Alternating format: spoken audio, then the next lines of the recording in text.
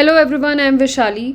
आज की वीडियो में मैं आपके साथ डिस्कस करूंगी जो स्टूडेंट गेट मैथमेटिक्स के लिए अप्लाई कर चुके हैं और डीमोटिवेट हो जाते हैं। कुछ बच्चों का फ़ोन भी आता है कि मैम आधी प्रैक्टिस कर ली, अब समझ में नहीं आ रहा कि कैसे करें। क्वालिफाई होगा तो हमारे पास क्या क्या अपॉर्चुनिटी हैं, या क्वालिफाई होने के बाद भी हम क्या ही कर लेंगे, है ना। तो ये उन बच्चों के लिए आंसर्स है। ध्यान से सुनिएगा कि गेट मैथमेटिक्स अगर आप लोग क्वालिफाई कर लेते हो ना, तो आपके पास क्या क्या अपॉर्चुनिटीज़ रहती हैं।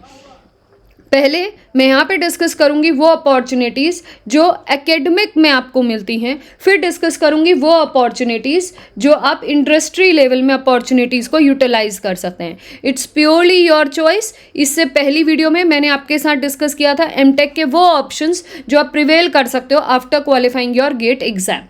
ठीक है, तो स्टार्ट करते हैं। पहली अपॉर्चुनिटी हमें मिलती है पीएचडी की, कि अगर हम गेट क्वालिफाई कर लेते हैं, हमारे पास एक अच्छा स्कोर रहता है, तो हम पीएचडी के लिए एनरोल कर सकते हैं।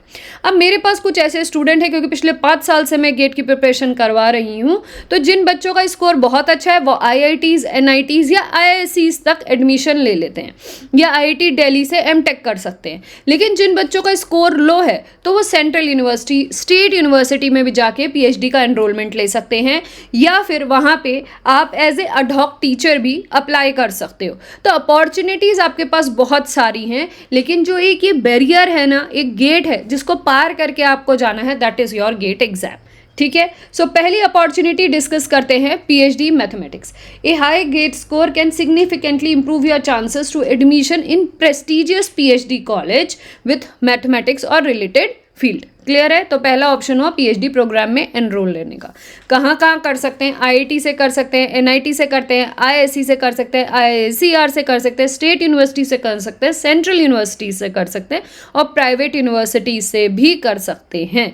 So these are the opportunities which you will get when you will want to enrol in PhD program. ठीक है, नेक्स्ट रिसर्च पोजीशन। अरे हमें पीएचडी नहीं करनी, हमें तो सिर्फ रिसर्च करनी, तो एज ए जेआरएफ आप ज्वाइन कर लीजिए।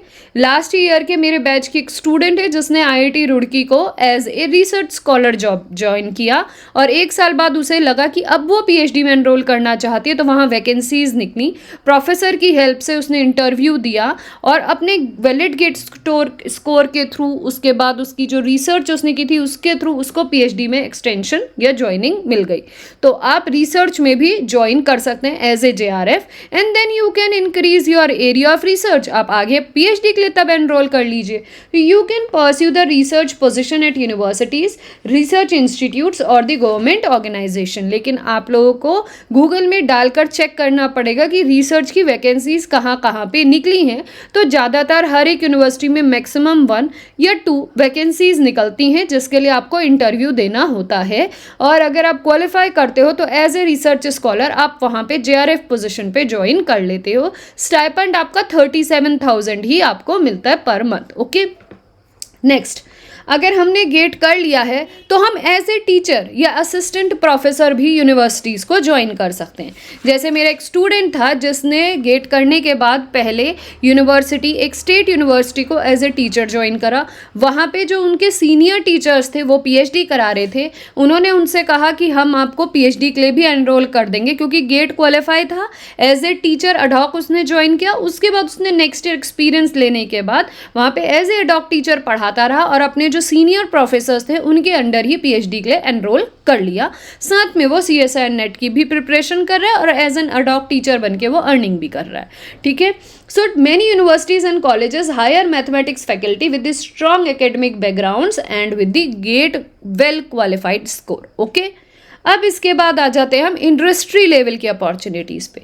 तो आप अगर एमटेक प्रोग्राम में एनरोल करते हो, ठीक है, तो अगर एमटेक प्रोग्राम में आप एनरोल कर रहे हो, अपने मैथमेटिक्स एंड कंप्यूटिंग या फिर एआई जैसे, डेटा साइंस जैसे प्रोग्राम्स में एमटेक किया है, तो आप सॉफ्टवेयर डेवलपमेंट के एरिया में डायरेक्टली आ सकते हो। अगर आप चाहते हो तो आप एक्यूटेरियल साइंसेज, रिसर्च एनालिस्ट और क्वांटिटेटिव एनालिस्ट की भी अपॉर्चुनिटीज़ को एनरोल कर सकते हो, जो कि मैंने फाइनेंशियल सर्विसेज के अंडर डाला है। लेकिन इसके लिए ज़रूरी है कि आप गेट वैलिड स्कोर अपने पास रखें, और जो भी यूनिवर्सिटीज़ पीएचडी आपको मैनेजमेंट के उसमें करा रही हूँ, मैनेजमेंट डिपार्टमेंट में करा रही हूँ, और गेट मैथमेटिक्स के स्टूडेंट को लेने के लिए तैयार हो, तो वहाँ के थ्रू आपकी जो पोजीशंस लगती है वो क्वांटिटेटिव एनालिस्ट या रिस्क एनालिस्ट के पोस्ट में लगती है। ठीक है, अब आया रिसर्च एंड डेवलपमेंट। बहुत सारी ऐसी कंपनीज़ हैं, जैसे बायोटेक्नोलॉजी की कंपनीज़ हैं या फिर फार्मास्यूटिकल्स कंपनीज़ हैं, जो कि मैथ्स ग्रेजुएट को after qualifying the GATE exam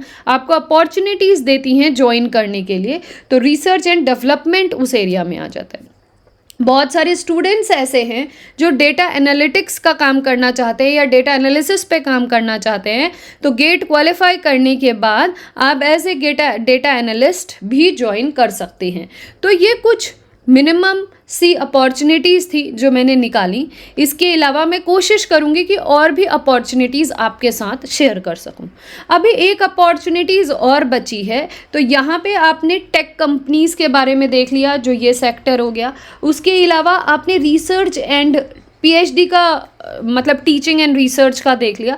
इसके अलावा एक और फील्ड जो है दैट इज़ एडटेक। अगर आप जैसे अनअकैडमी है या फिज़िक्स वाला है, सो एंड सो और भी ऐसी बहुत सारी कंपनीज़ हैं जहाँ पे आप कोचिंग वाले इंस्टीट्यूट को कोच करके एज एन एडुकेटर भी पढ़ा सकते हैं। So for that if you have a GATE valid score और उसके बाद आप कहीं एमटेक प्रोग्राम के लिए एनरोल करे हो या पीएचडी प्रोग्राम के लिए एनरोल करे हो, सो बाय दैट टाइम आप पार्ट टाइम भी इन कंपनीज से जुड़ के आप बच्चों को कोचिंग प्रोवाइड कर सकते हैं। ठीक है, this is the third opportunity. Fourth opportunity, अगर आप एमटेक भी कर रहे हैं या पीएचडी भी कर रहे हैं, तो आपके जो जूनियर्स हैं आप उनको भी ऑनलाइन क्लासेस इंडिविजुअली देकर भी आप वहाँ से भी अर्निंग कर सकते हैं। फिफ्थ पॉइंट, अगर आप एमटेक या पीएचडी के लिए कहीं एनरोलमेंट नहीं ले पाए हैं या प्रिपरेशन कर रहे हैं, तो आप खुद का भी चैनल खोल के, यूट्यूब चैनल खोल के बच्चों को कोच कर सकते हैं for CSI NET, for GATE, for IIT JAM, for CUET PG, नहीं तो BSc, नहीं तो MSc, नहीं तो 12th के लिए। ठीक है, तो अपॉर्चुनिटीज़ की तो भरमार है। डिपेंड ये करता है कि आपके पास कितनी अच्छी क्वालिफिकेशन है और आप अपने सब्जेक्ट में कितनी क्वांटिटेटिव अप्रोच रखते हैं। ठीक है, सो आई होप आज की वीडियो आप लोगों को अच्छी लगी हो, तो प्लीज़ मेरे एफर्ट्स को देखते हुए चैनल को बिना सब्सक्राइब करे मत जाइएगा, और बाकी अपने क्लासमेट्स, अपने फ्रेंड्स, अपने बैचमेट्स के साथ शेयर करिएगा। Till then, goodbye and take care, and thanks for watching this video.